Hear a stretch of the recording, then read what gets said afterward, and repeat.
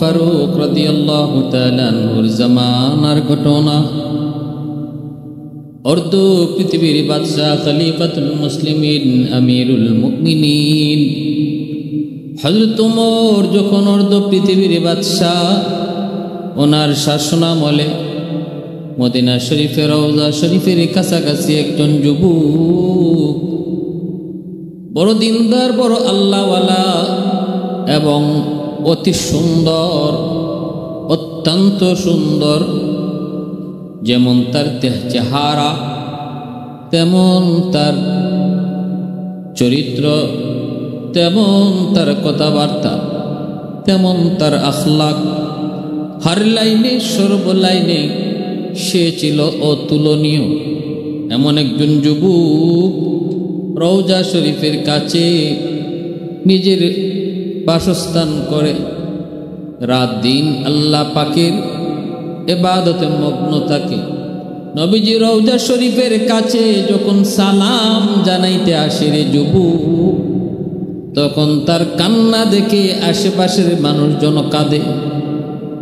দিলের ভিতরে প্রেম, দিলের ভিতরে মায়া, নবীজির প্রতি মহব্বত আর ইশক আর ভালোবাসা কি পরিমাণ ছিল, আশেপাশের সবাই ঈর্ষা করত। মুখে মুখে তার গুণগান ছড়িয়ে পড়ল। খলিফাতুল মুসলিমিন আমিরুল মুমিনিন হযরত ওমর ফারুক রাদিয়াল্লাহু তাআলা আনহুর কানেও তার প্রশংসা আসলো। হযরত ওমর তাকে তিনি দেখতে গেলেন। হযরত ওমর তার ইবাদতে তিনি নিজেও মুগ্ধ ছিলেন। মুনাজাত তার এত সুন্দর, এত দরদ মাকাম মুনাজাত ছিল। হযরত ওমর তিনিও তার ইবাদতে মুগ্ধ ছিলেন, প্রশংসা করতেন। এইভাবেই চতুর্দিকে যুবকের সুনাম সুখ্যাতি আলোচনা সর্বমহলে ছড়িয়ে পড়েছে। এমত অবস্থায় হজের মৌসুম চলে আসলো। মদিনা শরীফ থেকে কাফেলা রওনা হবে হজের উদ্দেশ্যে। ওই কাফেলার মধ্যে যুবক নাম লেখায়, সে হজের উদ্দেশ্যে মক্কায় যাবে। মদিনার কাফেলা রওনা দিয়ে দিবি। ওই অবস্থায় খলিফাতুল মুসলিমিন কাফেলার লোকদেরকে লক্ষ্য করে বললেন, ও মদিনার হজের কাফেলার সাথীরা, শোনো রে, তোমাদের কাফেলায় ওই যুবক, সে বড় দিনদার, বড় আল্লাহওয়ালা, বড় পরহেজগার। তার দিকে তোমরা ভালো করে নজর রাখো, সম্মানের দিকে খেয়াল রাখো। আমার কাছে সে বড় দামি। মানুষের কাছে, কাফেলার সাথীদের কাছে খলিফা নিজে প্রশংসা করলেন। কাফেলা রওনা হয়ে গেল। এই কাফেলার মধ্যে মহিলারা ছিল, যেই মহিলাদের ভিতরে একজন সুন্দরী নারীও ছিল, অতি সুন্দরী একটা যুবতী নারী, সেও ছিল এই হজের কাফেলায়। চলছে কাফেলা, তো চলছে, মাঝে মাঝে কাফেলা বিরতি দেয়। কিন্তু দেখা গেল বিরতি যখন দেয়, তখন ওই সুন্দরী রূপসী নারী সে গোপনে গোপনে ভিতরে ভিতরে ওই সুন্দর সুঠাম দেহের যুবকের প্রতি সে ভিতরে ভিতরে দুর্বল হয়ে পড়ল। মনে মনে প্রেম, ভিতরে ভিতরে প্রেমে আসক্ত হয়ে পড়ল। কিন্তু যুবক সে তো আল্লাহওয়ালা, সে তো আল্লাহর প্রেমিক। মানুষের প্রেম, মানুষের ভালোবাসা তার কাছে কোনো মূল্য নাই। সত্যিকার অর্থেই সে হলো আল্লাহ প্রেমিক। কিন্তু ওই সুন্দরী নারী, যুবতী নারী, তার ভিতর খারাপ ছিল, নিয়ত খারাপ ছিল। সে তো ওই যুবকের যেখানে কামরা, যুবকে যেখানে অবস্থান করে, যুবকের তাঁবুর কাছেই ওই যুবতী যায় তাঁবু গাড়ে। সে ওখানেই থাকার জন্য আপ্রাণ চেষ্টা করে কাছাকাছি তাঁবুতে। অনেকেরই নজরে পড়ল। কাফেলার অনেকেই বলল যুবতীকে, ও মহিলা, তুমি শুধু ওই যুবকের কাছাকাছি তাঁবু বানাও কেন? কি ব্যাপার, তোমার উদ্দেশ্য খারাপ মনে হচ্ছে? কিন্তু যুবতী বলে, আস্তাগফিরুল্লাহ, তোমরা এমনটা কেমনে ধারণা করলে গো? আমি তো একজন আল্লাহর মেহমান, হজের উদ্দেশ্যে মক্কায় রওনা দিয়েছি, কেমন করে তোমরা আমার ব্যাপারে এমন ধারণা করলে? মানুষজন নীরব হয়ে গেল, কারণ ভিতরের হালত কেউ কারো জানে না। ভিতরের হালত জানেন শুধু একমাত্র, কেবলমাত্র, শুধুমাত্র আল্লাহ। আল্লাহু আলিমুম বিযাতিস সুদূর।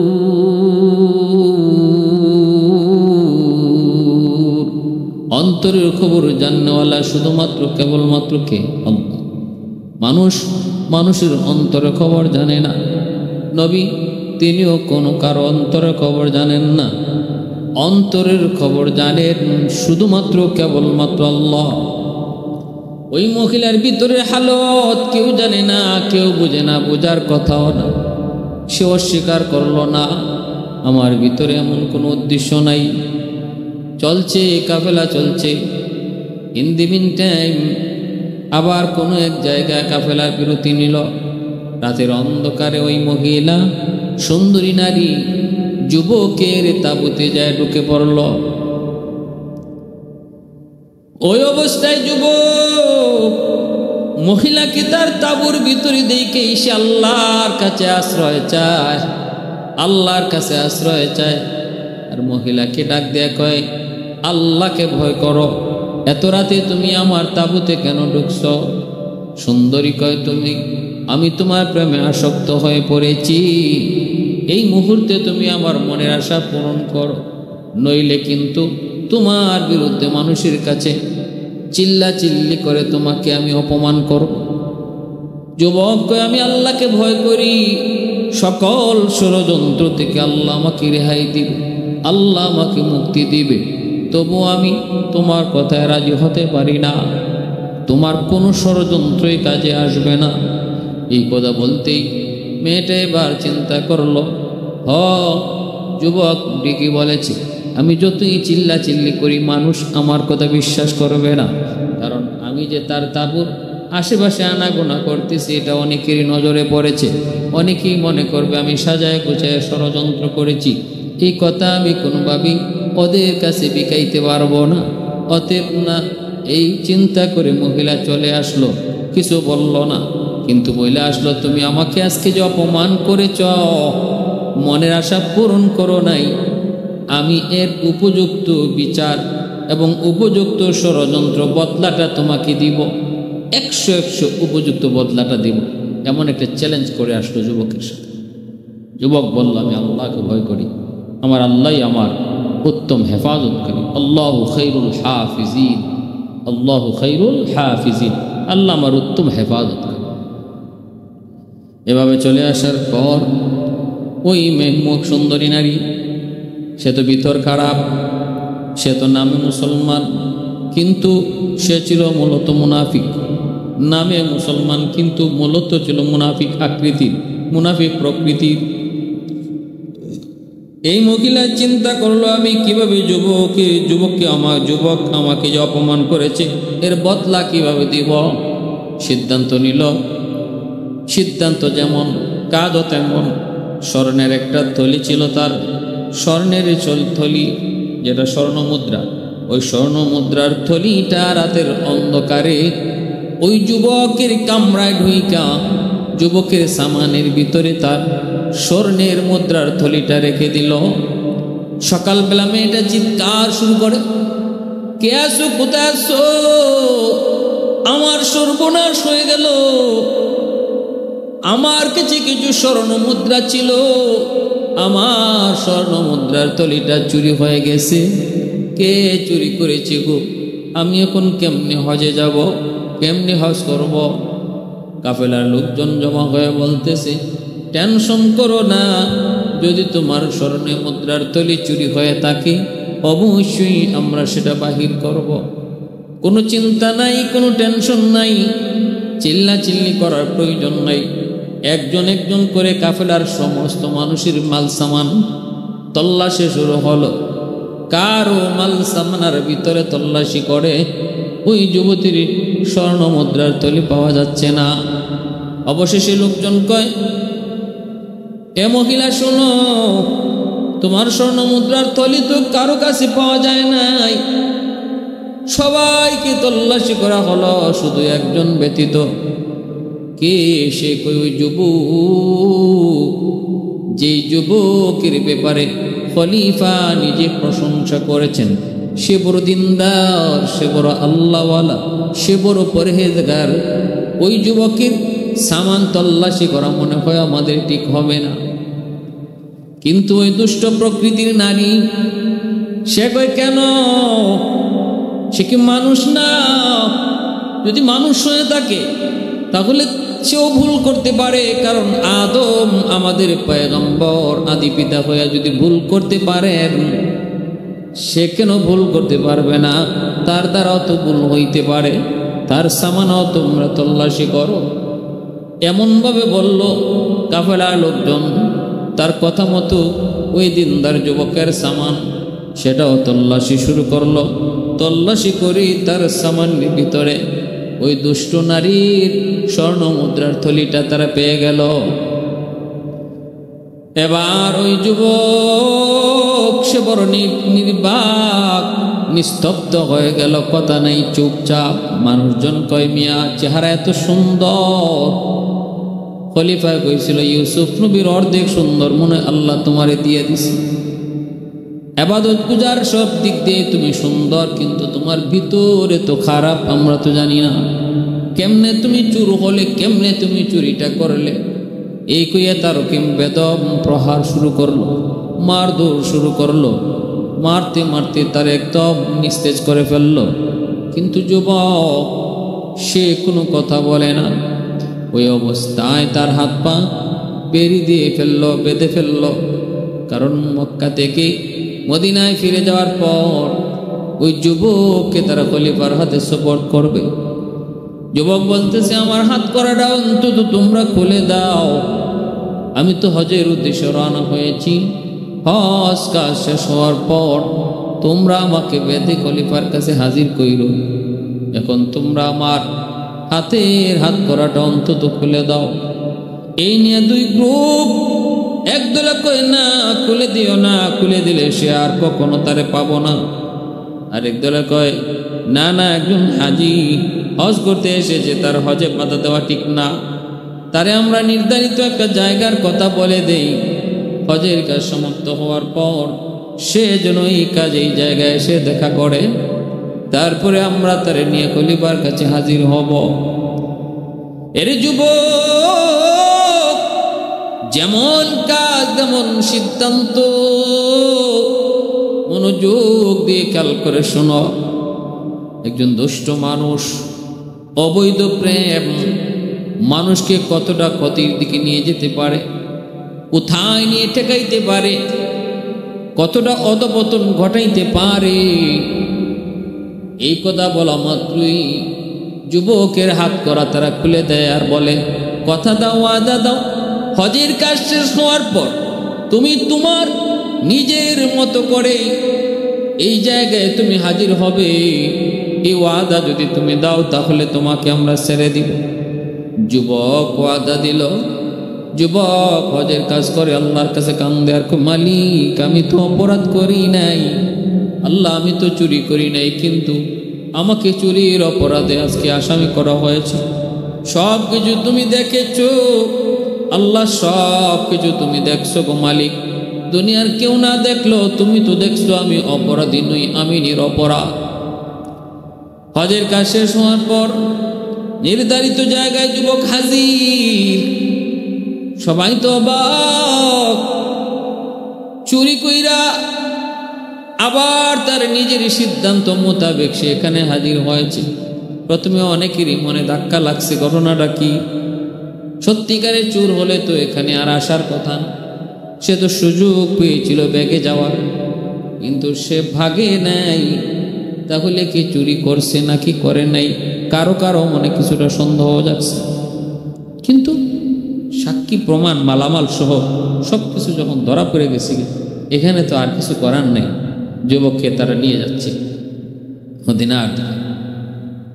এইদিকে এই নারী, দুষ্ট নারী, হজ করতে আইসা তার যে স্বর্ণ মুদ্রাগুলি ছিল, এই স্বর্ণ মুদ্রা দিয়ে সে আজে বাজে জিনিস কিনলো। সে মূলত হজ করতে আসে নাই, মুনাফিক প্রকৃতির নারী, দুষ্ট নারী, সে আইসে কিছু শখের জিনিস কেনার জন্য, মার্কেটিং করার জন্য। অতএব নিজে টাকা দিয়ে মার্কেট করে সব টাকা পয়সা শেষ। এখন সে মদিনায় ফিরবে, টাকা নাই। কাফেলার কাছে টাকা চায়, ধার চায়, কেউ তারে ধার দেয় না, কেউ তারে সাহায্য করে না।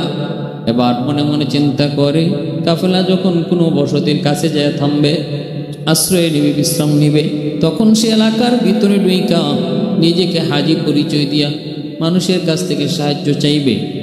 কেউ না কেউ তারে সাহায্য করবেই। চিন্তা যেমন, কাজও তেমন।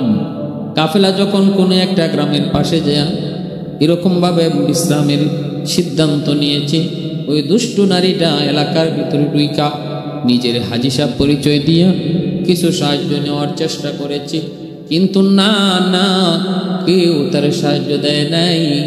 শেষ পর্যায়ে একটা দুষ্ট যুবক, খারাপ যুবক, দুষ্ট প্রকৃতির যুবক, সে এসে বলছে, আমি তোমাকে সাহায্য করব, বিনিময়ে আমাকে তোমার কিছু দিতে হবে। কি দিব? দেওয়ার তো কিছুই নেই, বিনিময়ে আল্লাহর কাছে পাবে। যুবক কয়, না, দুনিয়াতে আমার কিছু লাগবে। কয়, কি? কয়, তুমি এর বিনিময়ে দেওয়া লাগবে। যুবতী কয়, আমি বিনিময়ে দিব কি করে? আমার কাছে তো কিছুই নেই। দুষ্ট ছেলে কয়, আছে তোমার কাছে, তোমাকে আল্লাহ সুন্দর রূপ দিয়েছে, এই সুন্দর রূপ আর যৌবনটা যদি আমাকে বিলায় দাও, তাহলে আমি তোমাকে সাহায্য করতে পারি। দুষ্ট নারী চিন্তায় পড়ে গেল, কারণ এই মুহূর্তে তার টাকার প্রয়োজন, সতীত্বের চেয়েও তার টাকার প্রয়োজন। এই চিন্তা করে এসে তার প্রস্তাবে রাজি হয়ে গেল। খারাপ কাজে মগ্ন হলো, লিপ্ত হলো। তার বিনিময়ে সে টাকা নিয়ে কাফেলার কাছে চলে আসলো। সম্পূর্ণ ঘটনাটা কাফেলার মানুষের কাছে নীরব রাখলো, গোপন রাখলো। কাফেলা তো মক্কা থেকে মদিনায় যায়, লম্বা সফর, একদিন দুই দিনের নয়, মাসব্যাপী সময় লেগে যেত। ওই অবস্থায় কয়েকদিন যাওয়ার পর এই দুষ্ট নারী টের পাইল, ওই অচেনা যুবকের সাথে অন্যায় কাজে লিপ্ত হওয়ার কারণে সে প্রেগনেন্ট হয়ে গেছে, সন্তান পেটে আসছে, যার কারণে বমি বমি, শরীরে অশান্তি টের পেয়ে গেছে আলামত। এখন সে চিন্তায় পড়ল, আমি এখন কি জবাব দেব কাফেলার কাছে? এবং ওই খবর যদি মদিনার খলিফা আমিরুল মুমিনিন উমরের কানে যায় গো, তাহলে তো আমাকে হত্যা করে ফেলবে। এই অবস্থায় মহিলা কেমনে বাসে? ঘুমের ঘরে স্বপ্ন যুগে ইবলিস তারে ডাক দিয়া কয়, তুই এত টেনশন কেন করিস? কাফেলার লোকজনকে জানায় দে, তোমরা যেই যুবকটারে চুরির অপরাধে তোমরা যারে হাত করা পরায়া খলিফার কাছে নিয়ে যাচ্ছ, সে শুধু আমার মাল চুরি করে নাই, সে আমার সতীত্ব চুরি করেছে, যার কারণে আমার পেটে বাচ্চা আইছে। এই যুবকের প্রতি তুমি অপবাদটা রটাইয়া দাও। ঘুম থেকে ওইটা যেমন স্বপ্ন তেমন কাজ। মহিলাটা এলাকা কাফেলা লোকজনকে জানায় দিল, ও কাফেলা লোকেরা শোনো, সে শুধু চুরি করেই শেষ হয় নাই, সে আমার সতীত্ব চুরি করেছে, যার ফলে আমার পেটে বাচ্চা। এর দায়ভার এখন কে নিবে? কইয়া যুবতী কান্না করে হাউমা করে কান্না করে। কাফেলার লোকজন যুবককে আরো মারধর শুরু করলো, কারণ আগে তো একটা অপরাধে সে দোষী, দ্বিতীয় অপরাধটা সহজে তার গাড়ে চাপায়া দিছে, এখন আরো তারা মারধর করলো। এই অবস্থায় খলিফাতুল মুসলিমিন আমিরুল মুমিনিন হযরত ওমর ফারুক রাদিয়াল্লাহু তাআলা আনহুর কাছে হাজির। ওনার হাতে সোবর্দ করলো। খলিফা ওমর তো অবাক হয়ে গেলেন।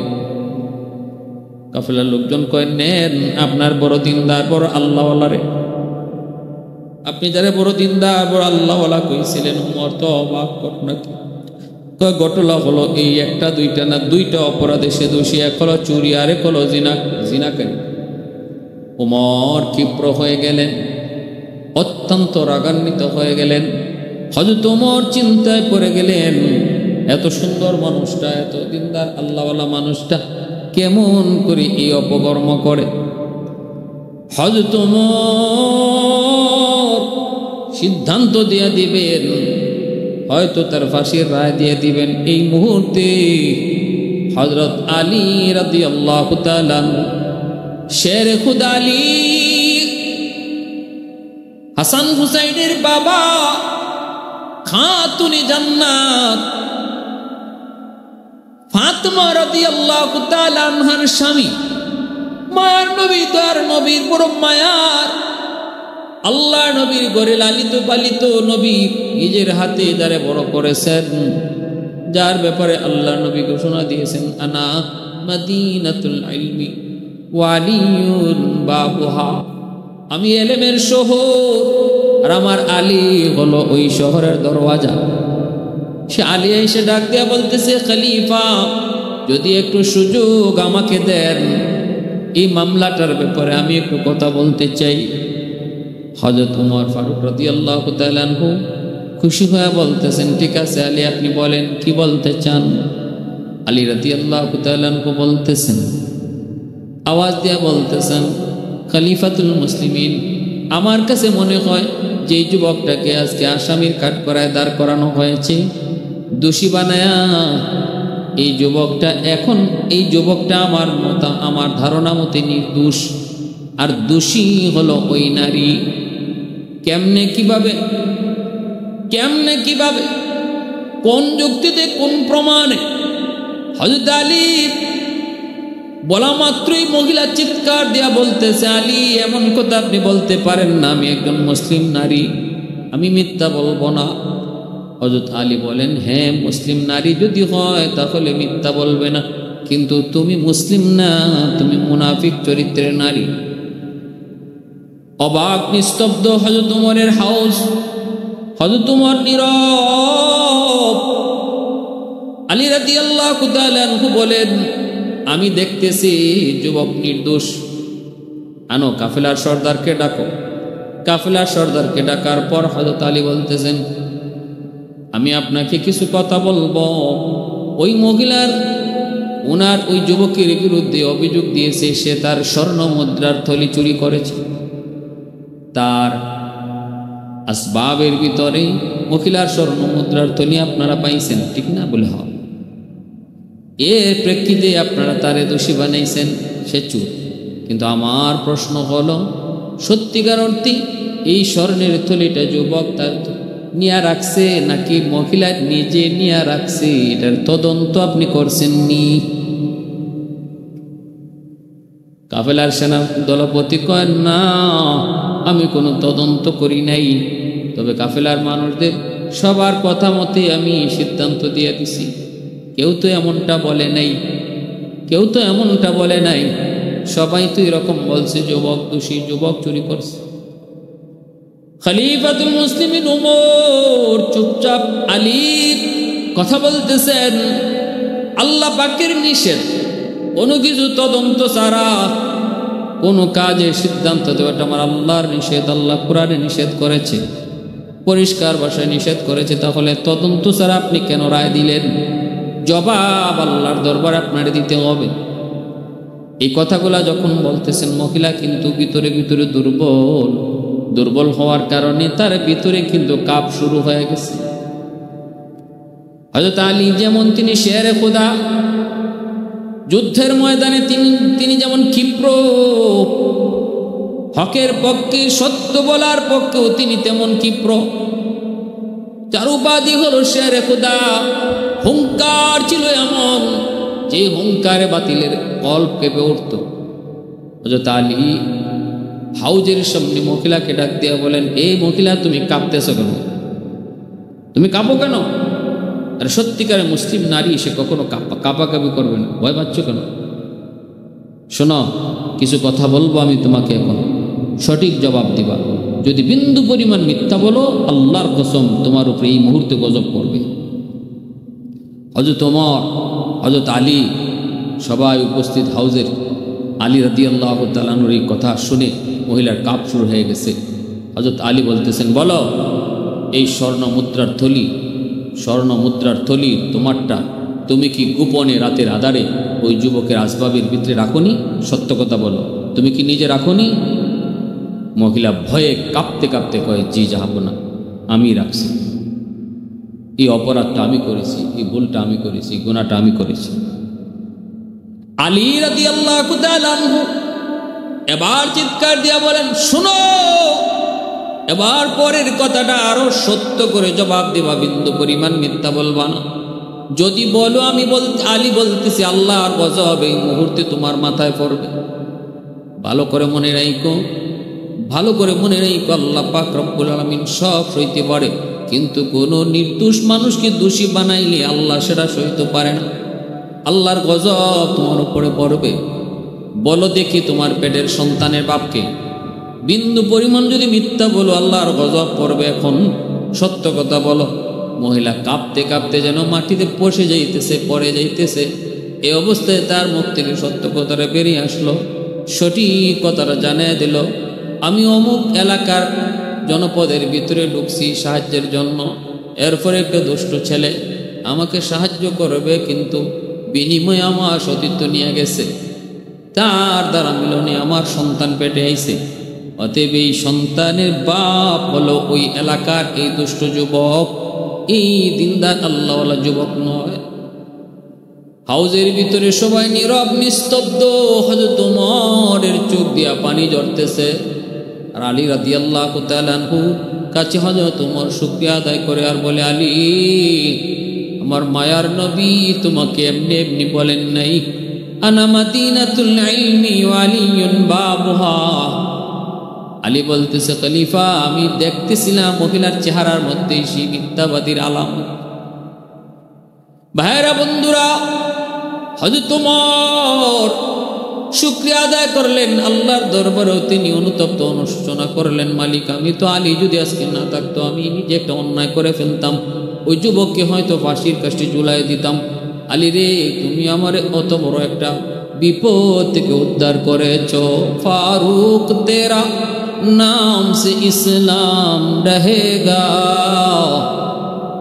फारूक तेरा नाम से इस्लाम रहेगा, दुनिया की अदालत में तेरा नाम रहेगा, दुनिया की अदालत में तेरा नाम रहेगा, हैदार तेरा नाम से इस्लाम रहेगा, हैदार तेरा नाम से इस्लाम रहेगा, दुनिया की शजाअत में तेरा नाम रहेगा, दुनिया की शजाअत में तेरा नाम रहेगा। সত্য কখনো গোপন থাকে না, সত্য কখনো না কখনো সত্য প্রকাশ পাবেই পাবে। মিথ্যা কখনো স্থায়ীভাবে বিজয়ী হয় না। মিথ্যা জয়ী যদি হয় সাময়িক, সময়ে মিথ্যা প্রমাণিত হয়, সত্য উদ্ঘাটিত হয়। এই মিথ্যাবাদীর মিথ্যা প্রমাণিত হয়েছে এবং অবৈধ প্রেমে আসক্ত হওয়ার কারণে এই নারীর ধ্বংস হয়েছে।